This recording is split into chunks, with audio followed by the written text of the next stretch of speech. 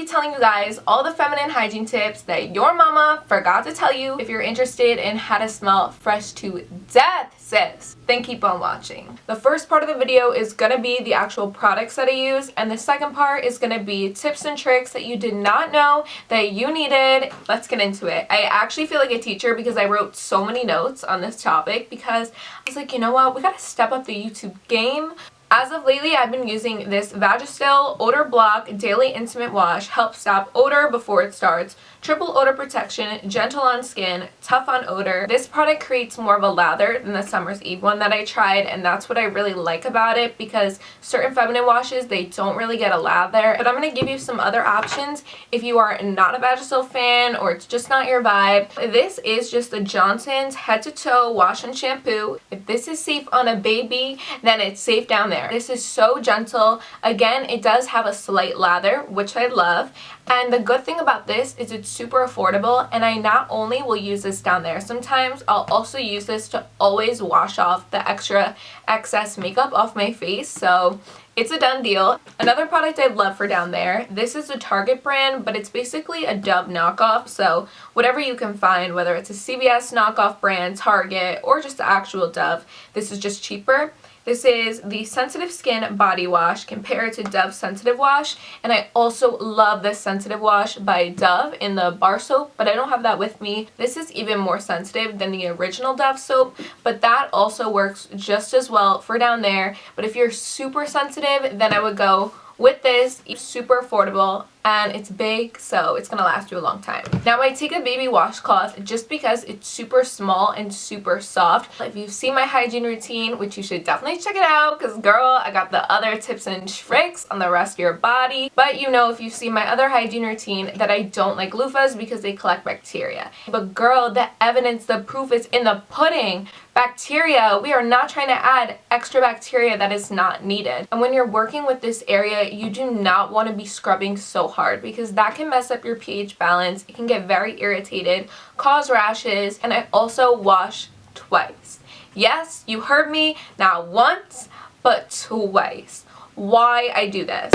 I'll explain. The first time you wash is a time where you're washing off any discharge, you know, the bacteria that is accumulated throughout the day. Once you've done that once is when we go in for a second time washing down there. This is a time where we're just getting it fully clean and smelling like nothing. Well, as close to nothing as you could get. No matter what you wash yourself with, you are still gonna have your natural body scent down there. It should not smell funky. It should just smell clean, normal. Don't just put a little pea-sized amount, but also don't be drenching your baby washcloth because that's not good either. After I wash it twice, I really let the water just take a moment and rush and get it all the soap, everything gone. When you get out of the shower, you need to really dry down there. Personally, I will just pat dry. Pat, do not rub because that's going to irritate the skin down there. I always wait about 10 minutes before I ever put on underwear because I want it to be super dry. These are the Carefree Thong Panty Liners.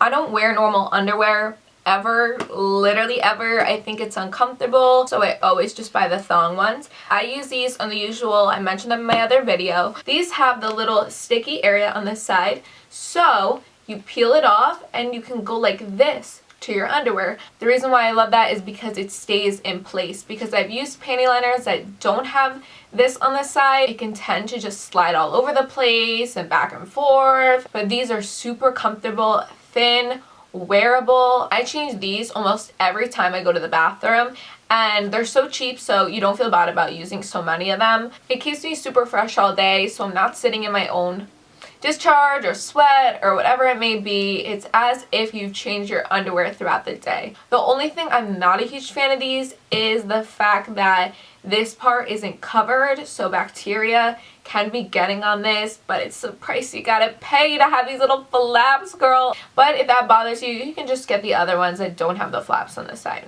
I have about 3 boxes of these because I fly through them. Even if you don't have a lot of discharge, you still should do this, especially in the summertime, just because no matter what, you can't avoid it. It gets sweaty down there. I know male friends in the past, they think that it's supposed to just always smell like butterflies, that even if it's 90 degrees, you're supposed to be dry down there.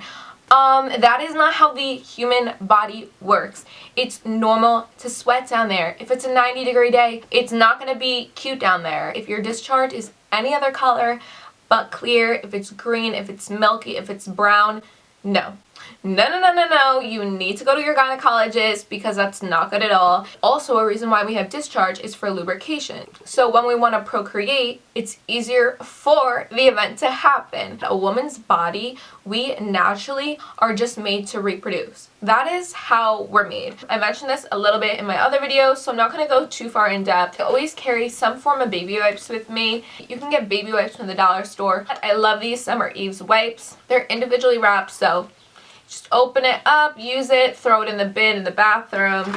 I like it because it's not so bulky, but I also will keep just normal baby wipes in my bag. And if you wear pads on your period, then you need to be using wipes even more because you're sitting in your own blood all day.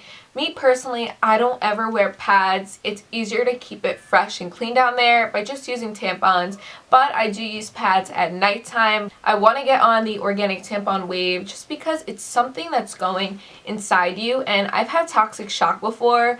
Girl, that is a story time in itself. I always have the most unpredictable things happen in my life. These have been my favorite tampons for years. These are the Playtex Sport. This is Super Plus. I only buy Super Plus. Reason why I love these specifically is because the end gets smaller. Therefore, it's easier to insert. A lot of tampons cannot be very thin at the end, which makes it difficult to go in. I know a lot of people say that you can go 7 or 8 hours with one in, but coming from a person with toxic shock syndrome, don't even risk it. Plus, it's just nasty to keep it in for 8 hours. If you're in a situation where you have to, totally understand. I've been there, but try your best to change it. I would say don't exceed 6 hours if you can. So moving on to the second part of the video, I'm going to be going over the tips that you did not know that you needed in your life. So the first tip is wearing cotton underwear. You should not be wearing nylon, lace, silk, anything like that. Avoid it as much as possible. You should also never wear a size underwear that's too small on you, because when you wear something that's too small on you, it's keeping it super tight to your body. Therefore, it's creating more moisture. It's going to irritate it. Obviously, don't wear something that's too loose because that's going to also be uncomfortable. But wear something form-fitting but not too tight. The next one is do not douche. I know many women who do that after their period or after they've had a lot of intercourse or whatnot, but you should not be douching. Many people will replace the liquid with water, but even that, your body naturally is always cleansing itself. It's how our bodies work. This one is a huge tip, but drink a bunch of water. Water is going to constantly be cleansing out your system. That's going to keep your body doing its normal functions well and properly. Intake a bunch of water. It's so good for you, and it's going to keep you smelling a lot fresher than you already are. Fresh foods, fresh fruits, vegetables. What is known to cause odor down there is things like garlic and onion, sugary foods and drinks, dairy, and red meat. Listen, I am an Italian girl. We are never getting rid of the garlic and onion. We are not doing it. Sorry, no way. A huge thing that is known to cause odors down there is alcohol. What you put inside is what is released, so that causes odors down there. If you think that one of these foods are causing it, I would just recommend taking it out of your diet and seeing how things go and adding it back if it didn't make any change. Another tip that's also really important is the washcloths that you are using and the towels that you use to dry yourself. Make sure they are clean. You don't want to transfer bacteria. Because I shower every day and it's usually twice a day I like to shower, I use the same towel twice and then I throw it in the wash. You should only be using that washcloth that you use down there one time and then throw it in the wash.